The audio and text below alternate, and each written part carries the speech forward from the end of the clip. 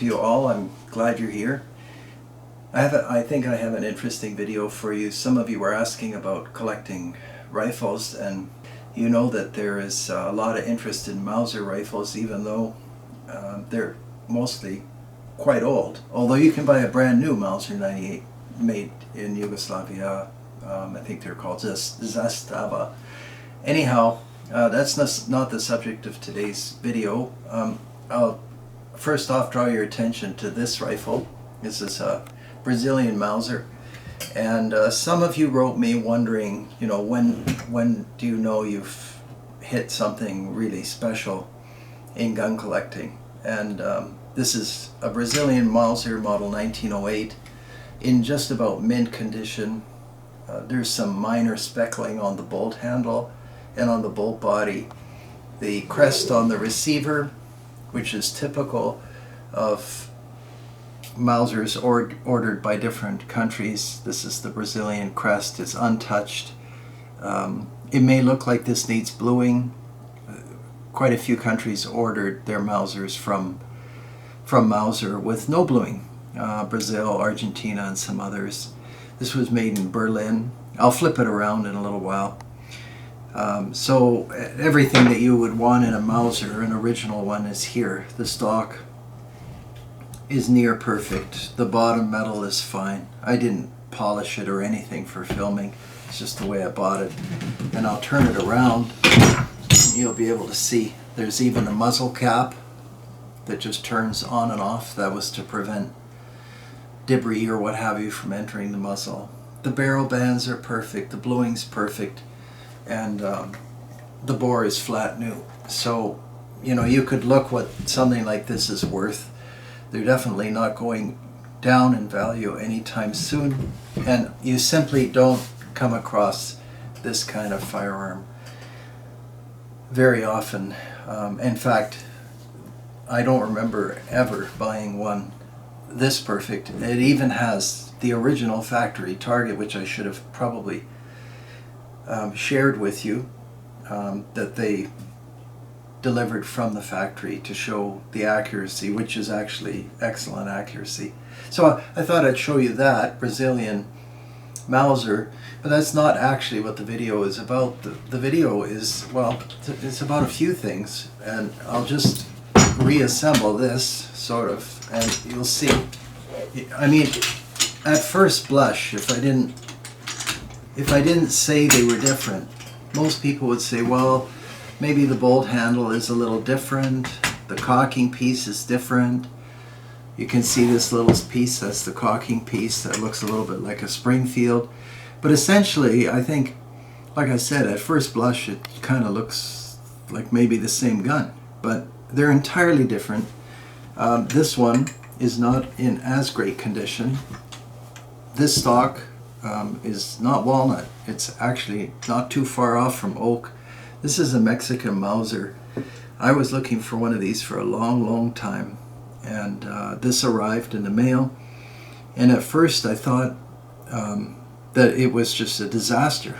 You can see the stock is cracked here. A lot of times when a stock isn't made out of walnut or beech, they crack, just the characteristics of the wood. This is close to oak, and I made an oak gun stock years ago. Anyhow, I thought I'd leave it. I could have fixed this so you would never know it's there, but I thought in case some of you decide to, you know, go into this stuff, I'll take the action. I'll show you all the parts in a few minutes, but this is quite easily repaired. There's a chip here which looks bad, but it's actually convenient. You see where this stock has fractured? You don't want to take it apart anymore. You don't want to break it. Some people break them completely to fix them. That's the wrong approach, I think, or in my experience it is. So what I'm going to probably do is sneak in through this chip, drill a couple of 1/8 inch holes down through the break. There seems to be some kind of epoxy in here that somebody tucked in when the fracture was more open. So I'm just going to run some maybe brass or steel rods. Sometimes they use fiberglass. You tap them in below the surface, and then once that's all dry and hard and you're comfortable that there's no give in the stock, not that there's any give right now, but you can see something's been going on in here, and there's not much recoil. These are heavy rifles, so it's fine. Anyway, after we tap in the rods, we'll cap this, not to deceive anybody. It'll be perfectly strong, and of course you mentioned that there was a problem at the wrist, which will be obvious to anyone who looks, and then that'll be fine. And actually it seems quite strong the way it is, but I thought I'd just mention that to you. I often sneak in brass rods, or some people use, like I said, steel. Some people even use drill bits or graphite or fiberglass. Doesn't matter. Anyway, it'll all be repaired. That doesn't mean it won't break again. It could break again, but it won't break here. It won't be weaker here. It'll be stronger here. So anyhow, this rifle arrives, and it wasn't as clean as it is now. I have to say, it was cheap. So I thought it's going to be a bargain. This looked to me suspicious, this bolt handle. Most Mausers are straight, like the Brazilian. But I wanted the Mexican Mauser, and now I'll tell you how it's different. So, I mean, it's got the different cocking piece. This turns out to be factory original. And then have a look at the receiver ring. Like, at first you think they're identical. They're actually quite different. The receiver ring on the Mexican Mauser is very small. This is actually called a large ring Mauser. This is called a small ring Mauser. There weren't that many small ring Mausers made. And back when these guns came into the public hands, the custom gunsmiths, they liked these small ring Mausers because you can make wonderful light rifles with them. So very few of them remain in military condition. This one does. Now here's the cool part. The rifle was sold to me as a 7x57, and it arrived, and I could tell when I looked at the muzzle that it wasn't a 7x57 because the hole in the barrel was in the bore was too big. In fact, I could switch these around. Maybe I'll do that. So this is a 7x57. Sometimes these muzzle caps can be tough, but not this one. That's a 7x57. And then this was supposed to be a 7x57. And of course, right away, it's not. So then, of course, the question is it an 8x57, or what is it? But before I did anything like with a chamber casting, you can cast a chamber, meaning you take out the bolt and then you block the bore and you pour a chamber casting material into the chamber. It's a lot like a type of lead or other material. Somebody told me they used sulfur or something like that years ago. Anyway, I'm not sure exactly what it's called. To me, it's like a soft solder, and you pour it into the chamber and then pull it out, and you can see the shape of the chamber. So anyway, it was kind of neat. This is a 30-06, and so I thought, well, maybe somebody took a Mexican Mauser and then rebarreled it in 30-06, and then I started looking at this receiver ring. This is going to be tricky for you to see, but this crest is too short. There's supposed to be a date right here where my pencil is. It should say 1936 or 1950 something. It should say something, but it's missing steel. So somebody has come in here and re-radiused this.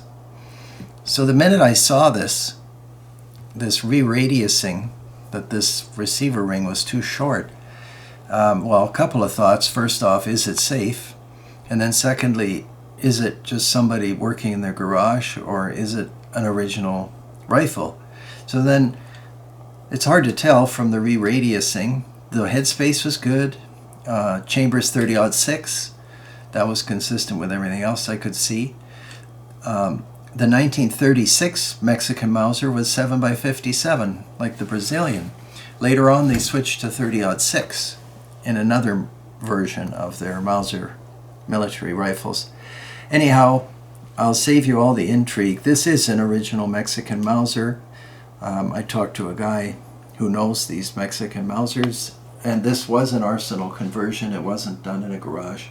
And you know that it isn't a garage conversion because the barrel is an arsenal 30-06. It has the correct front sight, the correct front sight hood, the profiles and steps. See, the military barrels have steps in them. They're not a smooth angle like sporting rifles. There are steps. And then the rear sight is fitted. It's in the correct place. The bore is near mint.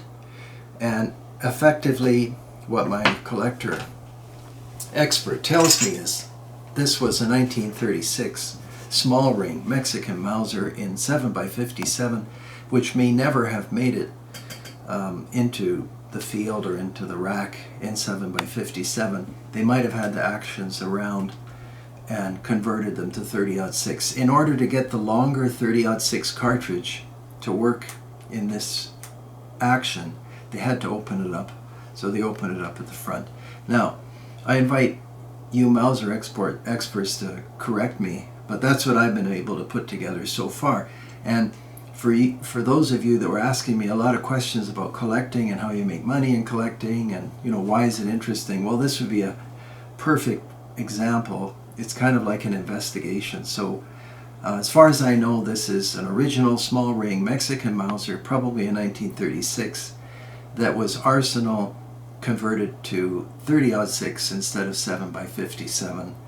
And there's more than enough meat left in the receiver to handle the 30-06 round. There's no safety concern. Other than that, I'll just take the bolt out. There's the bolt. You see that white paint that I put on there? That's just white out. That's the Mexican Mauser. You know, and so you look at the bolt and see what's what. And I'll take out the Brazilian Mauser as well for you. So you can see, you know, the obvious origin. This is a little bit more user-friendly, the straight military Mauser. Sometimes if you're using the rifle in the field, it's a little cumbersome. The location of different parts, you'll notice, is slightly different. This is the safety lug.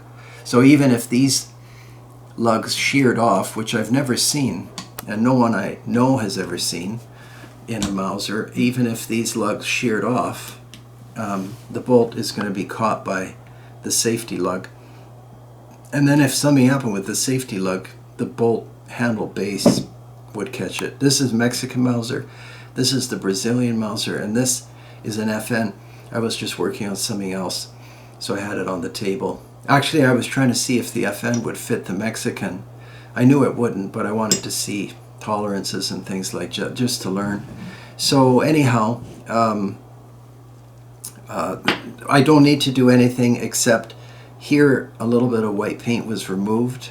I'm not sure that this bolt matches that action, and quite often when the arsenals reworked an action, they used a different bolt. So, but it's minimal, like I'm talking thousandths of an inch, which is probably my own standards. Safety works, everything else is good.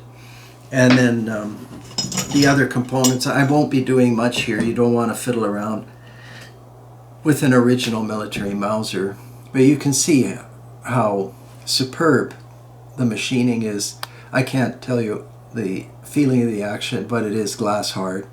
It's completely slick. It's not a Tikka T3 because there's a lot more to this action. It's not just a pipe with a tube in it. There's a controlled round feed extractor. There are a whole bunch of other things going on that benefit the rifle and the shooter, but just a beautiful action. This is gas escape port, and after the video you can punch in Mexican Mausers. There are pictures all over the web. This is the recoil lug, so that's where recoil is transferred to the stock. That fits in here in this component. The inletting isn't any kind of custom inletting, but it doesn't have to be. It's a military rifle. Hard for me to tell whether it's the original military stock. I would think it probably is. I don't know why it wouldn't be. It looks like everything's about, it's drop-in. It's a little high here, so that could mean something. But when you cinch things down with screws and so forth. Also, there might be something out of alignment because of that split. Anyhow, I thought I'd share this with you. This is kind of what I go through or into with different collectible guns. Super lucky to get that Brazilian Mauser. I have an Argentinian Mauser that's near to this one, but I don't have the factory target or anything like that. Just wonderfully fit and finished. And you know, as usual, if you went to produce even this military grade firearm, well, you'd be paying, I don't know, $2,000, $3,000, $4,000 with all these different parts, of course, which you wouldn't need because it's a military rifle. But that's it. So I'm excited about this Mexican Mauser. I'll get it back together. I'll fix this so that it's solid and, for all practical purposes, more or less invisible. I like the original stock. All the other components are here. The butt plate, I took them out before filming. Everything here is one piece bottom metal. These springs never fail. The follower is one piece steel. Arrow bands, action screws, and even they're in great shape for a military gun. Nobody bow tied them, you know, where you turn the screw and then the screwdriver and you make kind of a bow tie shape. Wood is all good except for that crack at the wrist, which is, like I said, no big deal. So I'll put that all back together and it'll join my Mauser collection, and not easy to find. I'm sure that it's quite safe. I might, you know, take a few rounds, some lighter loads, but I probably don't even need to do that. I'll do the polishing on the bolt.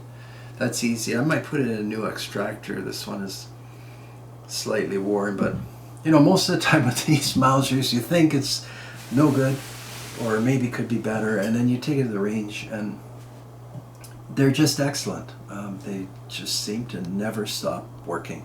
So I hope that's beneficial for you to watch, and I'll have some more of these videos on Mausers. See you again very soon. Take care. Bye-bye.